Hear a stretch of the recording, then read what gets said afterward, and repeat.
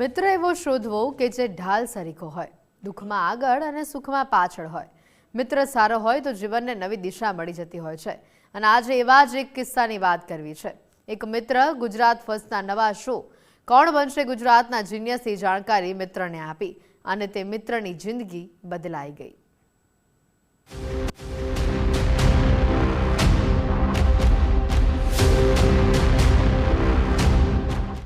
જીવનમાં કોઈ સારો મિત્ર હોય તો જિંદગી બદલાઈ જતી હોય છે. આવું જ થયું અરવલ્લી જિલ્લાના અને ગાંધીનગરમાં રહેતા તુષાર કુમાર રાઠોડ સાથે. મિત્રએ ગુજરાત ફર્સ્ટના ક્વિઝ શોની માહિતી માંગી. તુષારે સ્પર્ધામાં ભાગ લીધો અને પોતાના જ્ઞાનના બળ પર ડિજિટલ દંગલ રાઉન્ડ પાર કરી લીધો. તુષાર રાઠોડને સર્ટિફિકેટ આપવામાં આવ્યું. મિત્ર વર્તુળમાં હવે ખુશીનો માહોલ છે.